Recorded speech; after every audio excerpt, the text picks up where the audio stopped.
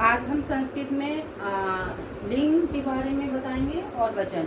तो लिंग और वचन संस्कृत में जानना बहुत ज़रूरी है, क्योंकि हमें जब तक लिंग और वचन नहीं पता होंगे तो हम सेंटेंस नहीं बना सकते। क्योंकि कोई भी व्यक्ति विशेष है तो लिंग और वचन के अनुसार ही सब कुछ चेंज हो जाता है, सारे रूप चेंज हो जाते हैं। तो देखिए लिंग कितने होते हैं, सबसे पहले तो हमें बताना चाहेंगे। संस्कृत में लिंग 3 होते हैं। ये देखिए पुल्लिंग, नंबर 1 पुल्लिंग, सेकंड है स्त्रीलिंग, थर्ड है नपुंसकलिंग। यानी ये 3 लिंग बहुत महत्वपूर्ण है संस्कृत में, जिनकी जानकारी मैं आपको दे रही हूँ। सबसे पहले मैं आपको पुल्लिंग के बारे में बताऊंगी कि पुल्लिंग किसे कहते हैं। तो आप ध्यान से सुनिएगा। जो भी शब्द, कोई भी शब्द पुरुष जाति का बोध करा है उसे हम क्या कहते हैं, पुल्लिंग। यानी हमें पता चलता है कि ये पुरुष वर्ग में आता है। जैसे कि यहाँ पे मैंने कुछ एग्जाम्पल लिख रखा है। देखिए नरा, नरा मीन्स होता है मनुष्य, नरहा, नरा मीन्स मनुष्य। तो बालका पे लिखा है, तो बालका, देखिए बालका, बालका मीन्स लड़का। अब वृषा, वृषा मीन्स होता है बैल। बानरा, बानरा मीन्स बंदर। तो ये सारे शब्द पुरुष जाति की ओर हमें संबोधित कर रहे हैं, यानी ये पुरुष जाति में आते हैं। तो इनको हम देखिए वचन के अनुसार अब हम डिवाइड करेंगे, तो हमें ये पता होना चाहिए। देखिए मैंने इसीलिए टॉपिक लिखा है वचन भी। तो वचन कितने होते हैं संस्कृत में? वचन 3 होते हैं, यानी 3 वचनों को दिखाया गया है। तो पहला वचन देखिए मैंने नीचे लिख रखा है ब्लैक बोर्ड में, एक वचनम, ठीक है। सेकंड है द्विवचनम, थर्ड है बहुवचनम, यानी ये 3 वचन हो गए। तो संस्कृत में हमेशा चाहे वो व्यक्ति वर्ग है या वस्तु से रिलेटिव है, सभी को हम वचनों के अनुसार डिवाइड करते हैं। जब तक हमें वचन का ज्ञान नहीं होगा तो हम उसको बांट नहीं सकते, वो अशुद्ध माना जाएगा। संस्कृत का मीनिंग ही है कि शुद्ध बोलना, लिखना और पढ़ना। तो देखिए यहाँ पे एग्जाम्पल के लिए मैंने लिख रखा है, और थोड़ा सा बताना चाहूंगी कि इन शब्दों को, किन शब्दों को, जो मैंने एग्जाम्पल दे रखा है, तो इन शब्दों को हम शब्दों के आधार पे, किसके आधार पे? शब्दों के आधार पे हम वचनों में डिवाइड करते हैं। तो वचन जैसा मैंने बताया था 3 वचन होते हैं, एक वचनम, द्विवचनम और बहुवचनम।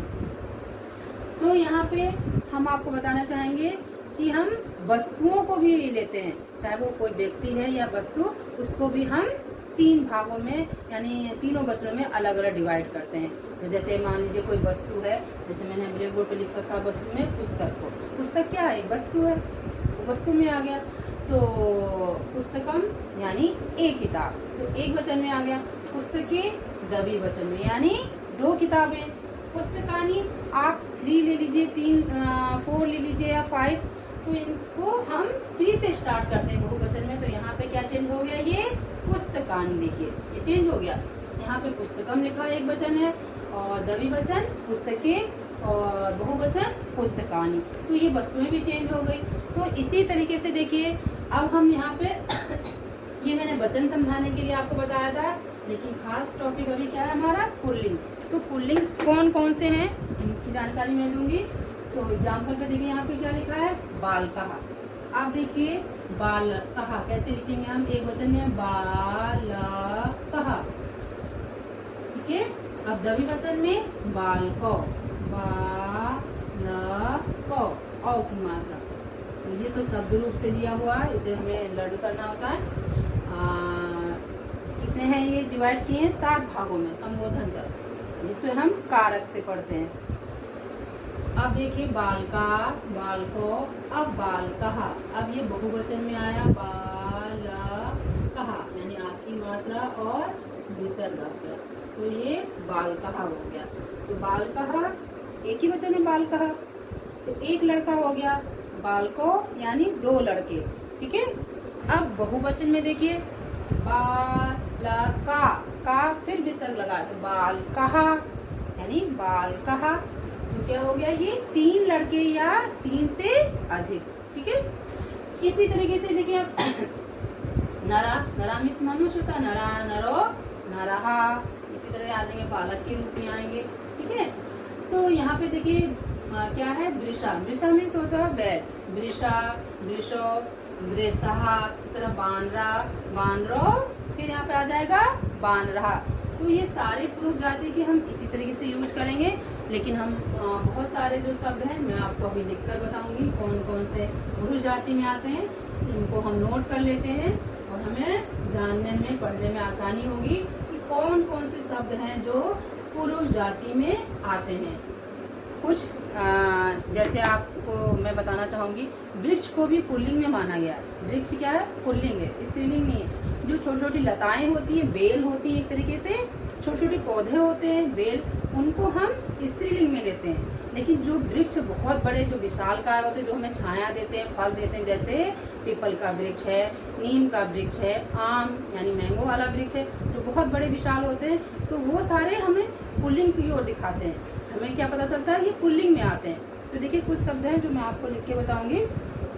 आप देखिए, अब वृक्ष, वृक्ष किस में आ गया, पुल्लिंग में। ये पुल्लिंग वाले शब्द है।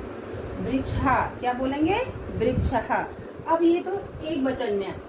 अब मान लीजिए इसी का द्विवचन क्या हो जाएगा, वृक्ष। देखिए वृक्ष, ये एक वचन में आया, ये द्विवचन। अब बहुवचन में क्या आ जाएगा, वृक्षा। देखिए वृक्षा यानी छा पे आती मात्रा और विसर्ग।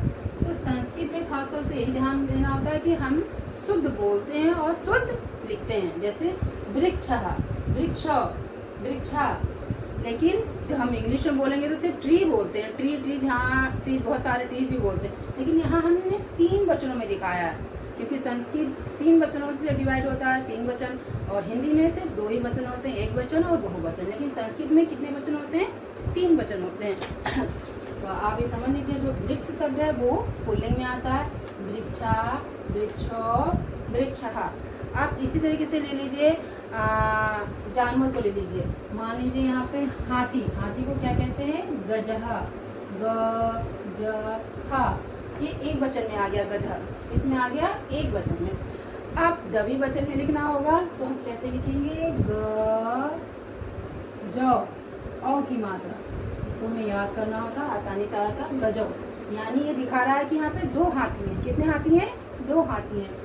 अब यहाँ पे आ जाएगा ग, जा, यानी पहले आ की मात्रा, फिर हलन, तो क्या हो गया, गजहा। अब आगे मैं आपको बताऊंगी, कोई किसान है, ले लीजिए, तो किसान को क्या कहते हैं, कृषकः, कृषकः। क्या हो गया, एक किसान। अब 2 किसान है तो 2 के लिए हम क्या लिखेंगे, कृषक, कृषक, पे औ की मात्रा यानी कृषक। देखो कृषकः, सभी का एक ही मेथड। देखिए यहाँ पे वृक्षा है, गजा है, कृषका है। तो एक शब्दों को आप आसानी से पढ़िए कि द्विवचन में कौन सा आता है और बहुवचन में कौन सा आता है। तो देखिए अब यहाँ पे फिर हम लिखेंगे कृष, क्या आ जाएगा, देखिए यहाँ पे कहा, तो यहाँ पे क्या आ जाएगा, कहा, यानी का आ जाएगा। तो कृष का, फिर हमने विसर्ग लगा दिया तो क्या हो गया, कृष कहा। ठीक है, तो इस तरह से हम पढ़ते जाएंगे।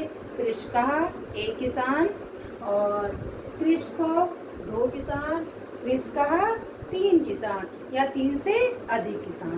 ठीक है, अब आप मान लीजिए कोई पक्षी है, चटका मीन्स होता है चिड़िया। पक्षी को ले लीजिए, पक्षी भी 2 प्रकार के होते हैं, चटकहा, इसको हमने पुल्लिंग में लिया, चटका। पक्षी में भी स्त्रीलिंग और पुल्लिंग दोनों होते हैं, तो इसमें हमने चटका लिया है, पुल्लिंग में लिया। देखिए चटकहा। ठीक है, अब चटको, औ की मात्रा, चटको। ठीक है, अब यहाँ पे आ जाएगा बहुवचन में चटका, फिर विसर्ग लगाया, चटकहा। देखिए चटकहा, चटको, चटकहा। तो एक वचन, द्विवचन और बहुवचन, यानी हमने इनको 3 भागों में बांटा। तो अब हमें ये नॉलेज होनी चाहिए कि कौन कौन से पुल्लिंग वाले शब्द हैं। देखिए यहाँ पे वृक्ष भी पुल्लिंग में आ गया, हाथी तो है, ये किसान भी है। अब जो चिड़िया है वो भी पुल्लिंग में। तो चिड़िया यानी दोनों रूप होते हैं, स्त्रीलिंग और पुल्लिंग में। अब इसमें एक मुंह कौवा आता है, जो कौवा काका है, जिसको हम बोलते हैं काका, ठीक है। पिकहा है कोयल, जिसको बोलते हैं पिकहा मीन्स कोयल। तो कोयल को भी हमने पुल्लिंग में भी लिया है। कोयल यानी दोनों में होते हैं, स्त्रीलिंग में भी कोयल होते हैं और पुल्लिंग में भी। तो इनके यानी दोनों रूप हैं, स्त्रीलिंग और पुल्लिंग। तो उसी तरह से दे रखा है, जैसे इंसान के दोनों रूप होते हैं, स्त्रीलिंग भी होता है मनुष्यों में और पुल्लिंग भी। तो उसी तरह हमारे जानवरों में है, पक्षियों में है। तो यहाँ पे हमने जो दिखाया है ये सारे शब्द पुल्लिंग वाले में आते हैं। तो मान लीजिए घोड़ा है, घोड़ा किस में आता है? पुल्लिंग में। घोड़ा को हम क्या कहेंगे संस्कृत में? अश्वहा। अश्वहा यानी अश्व एक हाथी। कितने हैं यहाँ पे? एक हाथी। अब यहाँ पे आ जाएगा अश्व, देखिए अश्व, औ की मात्रा अश्व। अब बहुवचन में अश्वहा, वहाँ पे आ की मात्रा और विसर्ग यानी अश्वहा, अश्व, अश्वहा।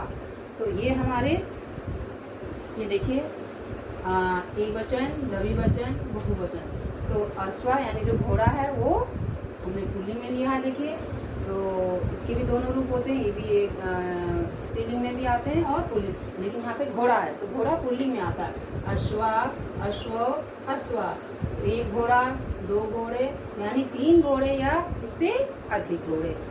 तो ये तो जो पुल्लिंग शब्द परिचय था। तो हमें बस ये ध्यान रखना होता है कि जो शब्द हमें पुरुष जाति की ओर संबोधित कर रहे हैं या पुरुष जाति का हमें ज्ञान करा रहे हैं या पुरुष जाति का हमें बोध हो रहा है कि ये पुरुष जाति में ही आ रहा है, तो कौन कौन से शब्द हैं ये हमें ध्यान रखना। जब तक हम पढ़ेंगे नहीं हमें नहीं आएगा।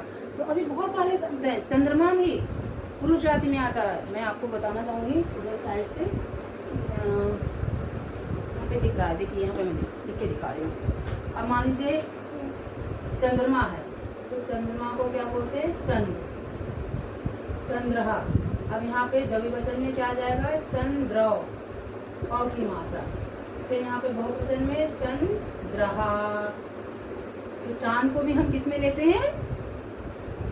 पुल्लिंग में। तो हमें पता होना चाहिए ऐसे कौन कौन से शब्द जो पुल्लिंग में आते हैं। तो देखिए एक एग्जाम्पल से आप समझ जाएंगे। सिर्फ जब हम द्विवचन में लगाएंगे तो अ हो जाएगा और बहुवचन में आ की मात्रा और विसर्ग। तो ऐसा लिखने से जब तक हम बेटा आप लोगों को ये नहीं समझ में आएगा कि किसमें कौन से में विसर्ग लगाना है और कौन से में आ की मात्रा लगानी है, औ की मात्रा। तो हम वचनों के अनुसार हमने डिवाइड किया। तो एक वचन में अहा सिर्फ आएगा और ये भी सूत्र याद कर लीजिए, ओ आ जाएगा द्विवचन यानी 2 वचन। अब आ और अह दोनों को जोड़ के देखिए वृक्षः हो गया, तो ये बहुवचन हो गया। इस तरह से आप लेंगे सेंटेंस को तो कभी भी अनुवाद बनाने में दिक्कत नहीं होगी, कोई प्रॉब्लम होगी। बड़ी आसानी से हम संस्कृत को पढ़ सकते हैं, समझ सकते हैं। तो देखिए